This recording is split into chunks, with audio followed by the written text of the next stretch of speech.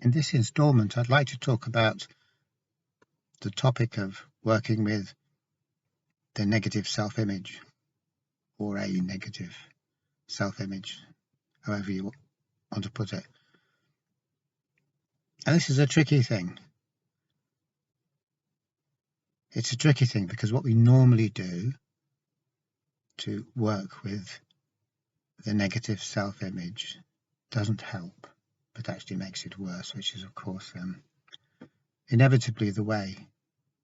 If we're coming from a place of our everyday understanding,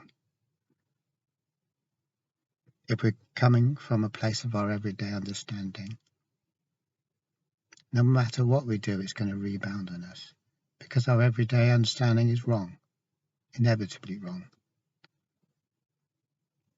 That's the whole point, really. We never stop to. We're charging ahead like a greyhound that's just been left out of the trap. But all that speed and enthusiasm is no good if we're coming from the wrong place, which is what we are.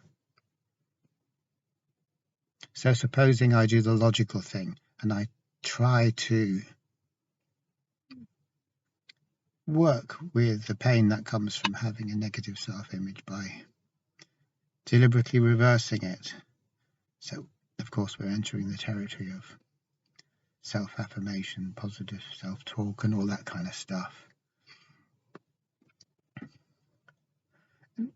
And in a superficial way, of course, we'd think, well, yeah, switch it round, switch the negative for a positive, and then everything will be rosy. But experience shows that life isn't quite as simple as that. And in fact, if life was as simple as that, it'd be something of an insult, really. It'd be a bit ridiculous. The problem with trying to create a positive self-image, which we can feel good about, rather than a negative self-image, which we obviously feel very bad about, is that it's completely misconceived, utterly misconceived, wildly misconceived. And the problem in it that we can't see is that if I am working very hard to produce maybe not even a very positive self-image, but a balanced self-image, somewhere in between, that still isn't a good idea, because what I'm actually doing is feeding the false idea that there is some kind of right image or authentic image or some sort of image which actually stands for something real. And that's not true. There is no genuine or authentic image of ourselves, be it good, bad, indifferent, whatever the hell it is. None of it's real. None of it has anything to do with what's really going on. It's impossible to have a meaningful self-image. And the reason for that is self-images are constructs of thought, and who we are is infinitely deeper than anything's infinitely deeper than thought, because thought has no depth. It's just a two-dimensional label. Who we are is nothing to do with images, positive, negative, or whatever the hell. So when we think, oh, I don't like this image, I want an image that's better, we're not really getting anywhere. And actually, if we were to look into it, not that we have a great track record for looking into it in mental health, but if we were to look into it, we discover that the negative self-image and the positive self-image have a kind of relationship such that the one orbits the other like a binary system, and both are actually two ends of the same stick. So if I have an image of myself, yes, I can spin it in a way that the image seems good, worthy of being respected and valued and whatever else. But then it'll carry on spinning, and at the other end, after a while, I'll see the other side of it, which is a negative. So really, the self-image is positive as much as it is negative. It can be just as happily heads or tails. It's like a coin. A coin doesn't mind if it's heads or tails. Self-image is quite happy being a negative self-image or a positive self-image. It's not true either way. So it's a delusion either way, and delusions create suffering. This isn't a moral thing. Like I could say, don't sin because you'll go to hell or you'll have a bad time. It's not like that. Delusions naturally cause suffering because we invest in them and we think they're real, but we're building a house on quicksand because there's nothing real about them, so wasting a lot of energy. And whatever we invest has to be painfully disinvested. So the euphoria we get from investing is cancelled out by the dysphoria we get from the involuntary disinvestment, which must always follow. It must always follow because what we've invested in is an illusion, so it's not going to work. It is possible to say, okay, maybe there is no authentic image or description of who we are. And maybe we can go along with that and say, yeah, I can see that there's no thought that can stand for who we are or tell us anything meaningful about who we are. But we still cling to this idea that there is a kind of, if not an image, that our mind creates, that there is some kind of structure or form which is us, some kind of thing, that we are still some kind of concrete object, a thing, that we are something. Could be something. The world is full of things and we're another thing just like those things. So that's a pretty deeply hidden assumption that all there is things. So what else are you going to be apart from a thing? If you're going to be anything, and if you're nothing, then you don't want to be nothing because then you're not anything. So you want to be a thing. What else could we be apart from a thing? Is the question that's kind of behind this. But that's a silly question because there are no things. As Bodhidharma said, from the very beginning, not a thing was. We could say that things are a kind of appearance. There is the appearance that there is a thing there. So it's as if I get my hand and I stick my hand up from under the water so that my fingers point up, and each finger that is emerging from the water looks like a thing, but it isn't a thing. It's just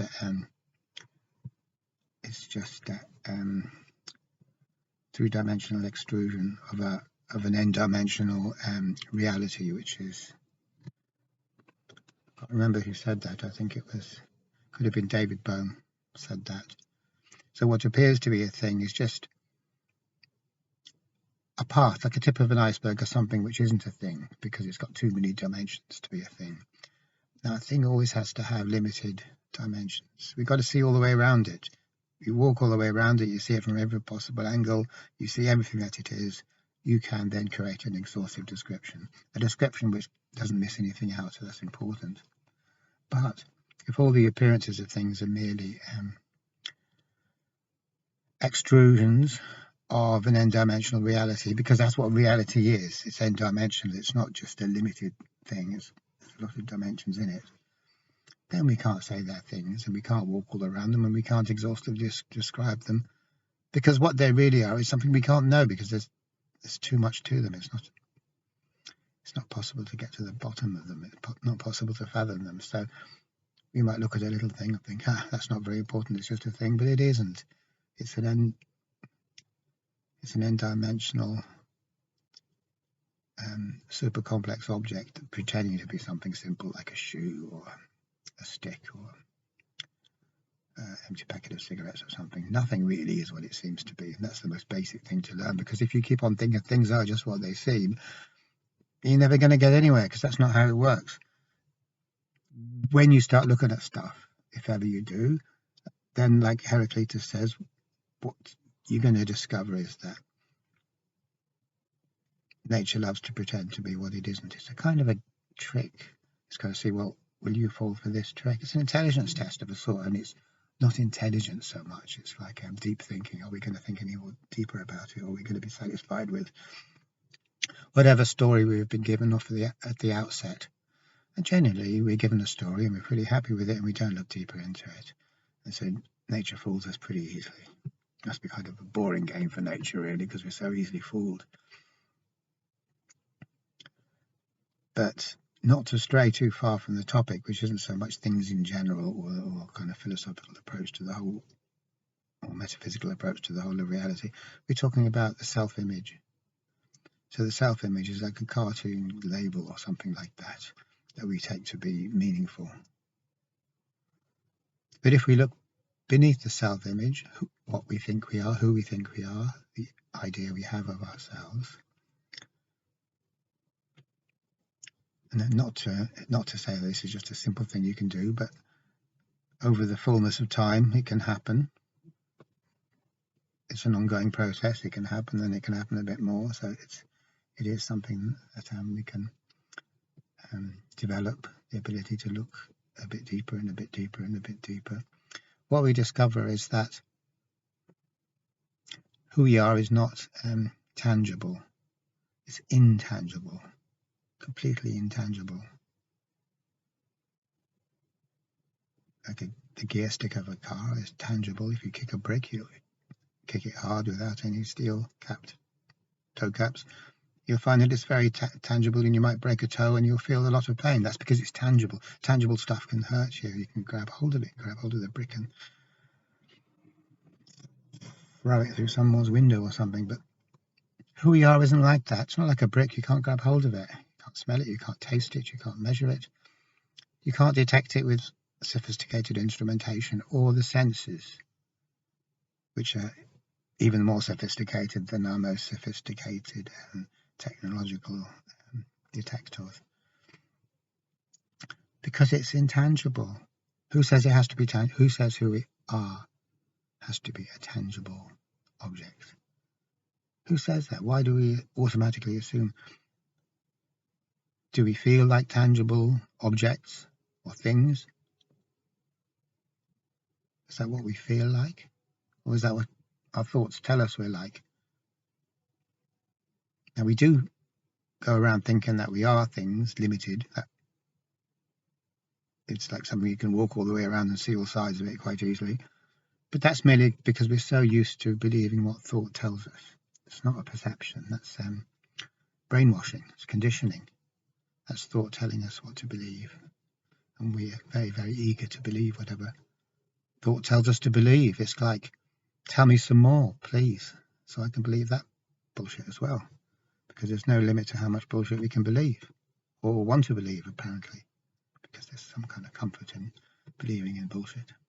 It's kind of reassuring. Because it's simple, and it's tangible, and it's easy to understand, and it offers reassurance. If I can just say, well, I'm Joe Bloggs, I'm a simple plain man, I am what it says on the label, there's a kind of reassurance in that. I suppose I haven't got that much to live up to, maybe, aside from anything else. But I'm not. That's just my cover story, as Alan Watts is very fond of pointing out. If we are in a state of suffering, neurotic suffering,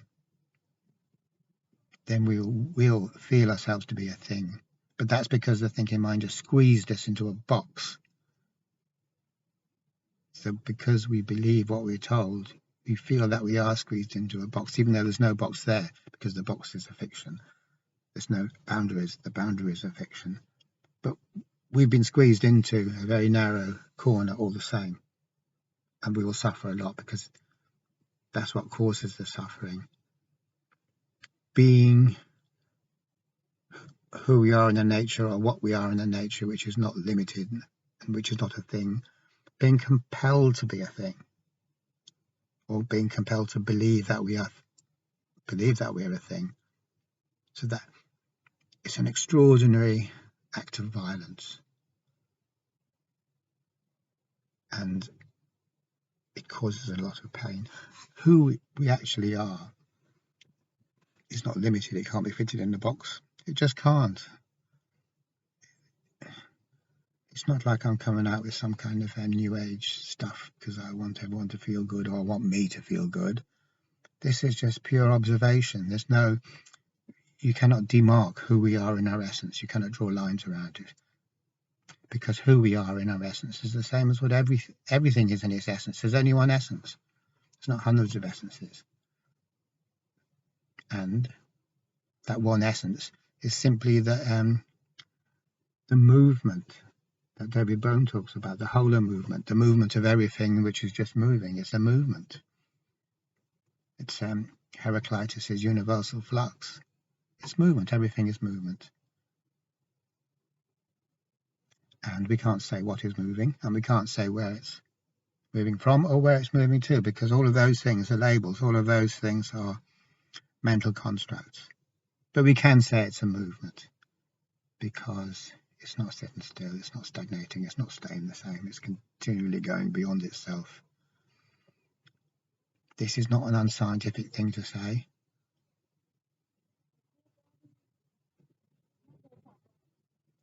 As Rutherford says, when he was looking deeper and deeper into subatomic particles and stuff, he came up with his kind of famous little phrase that something that we don't know is doing, we don't know what. That might sound pretty vague, but that's Rutherford, the top physicist of his time. That's the most he could say about it.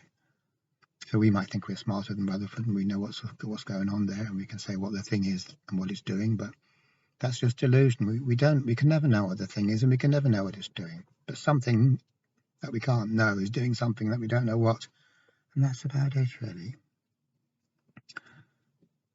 And that's the nature of everything. It's a movement from an unknown origin to an unknown destination, and we don't know what's moving. And there's nothing exempt from that, because that sounds, it's not as if there's some things we can say, oh, well, you're not part of that movement, you're just a bystander, you're not part of it, you can't be. Everything's part of it, because everything is part of everything. Like Anaxagoras says, everything is part of everything, and there's not possible to extract any one thing that hasn't also got everything else in it.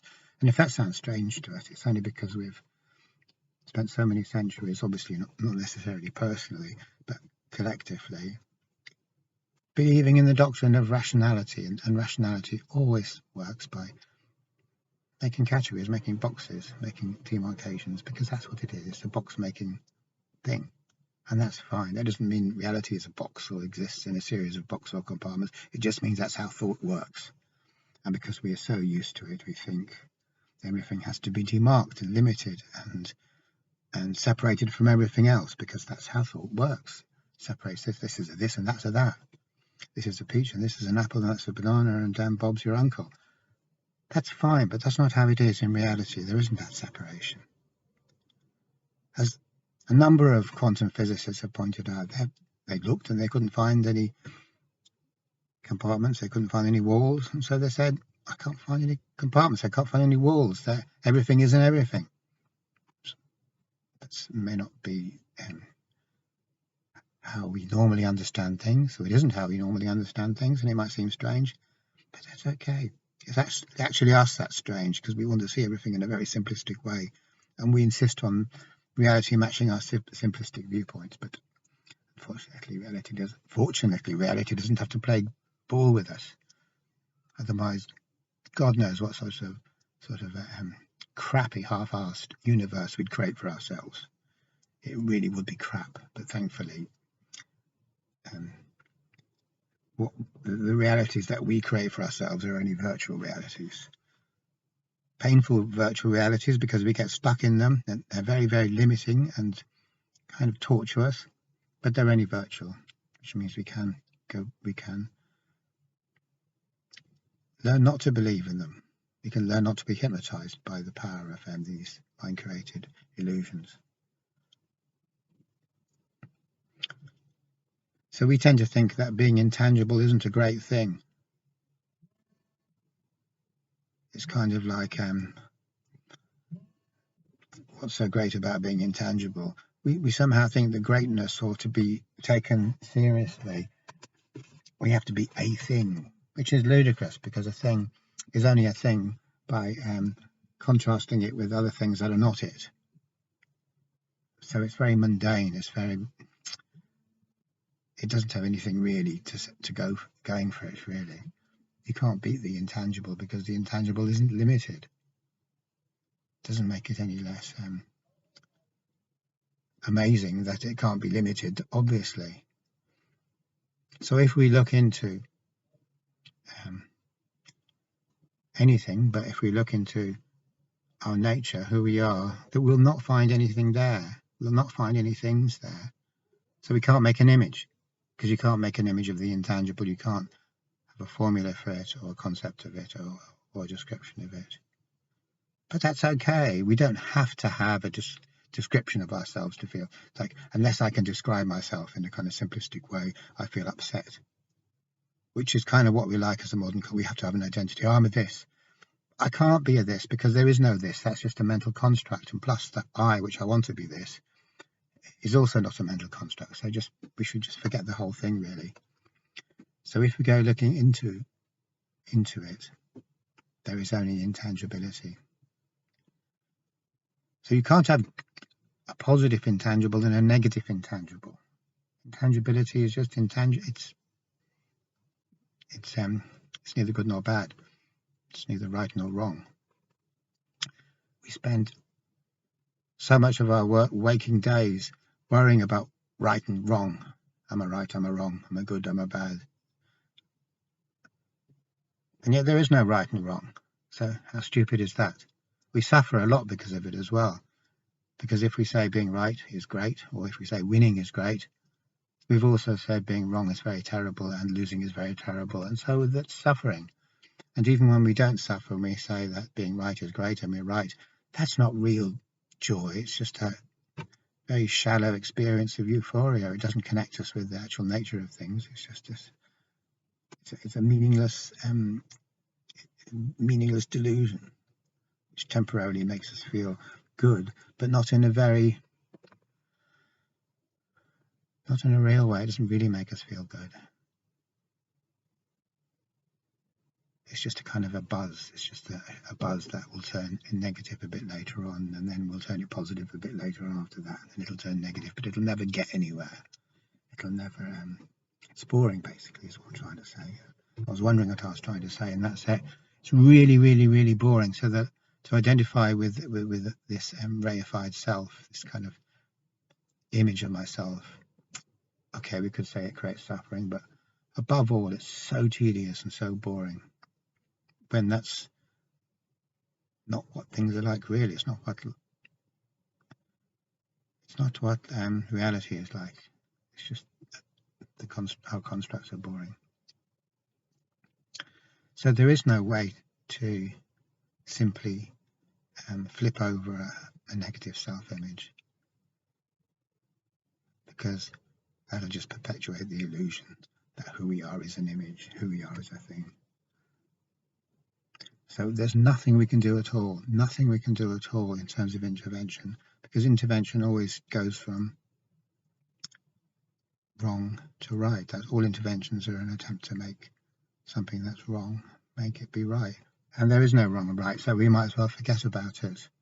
What we can do, however, is that we can carry on looking a bit deeper. And then we'll discover that who we are is completely intangible, and neither right nor wrong, or good nor bad, or anything like that. And then the problem of the negative self-image will vanish at that point,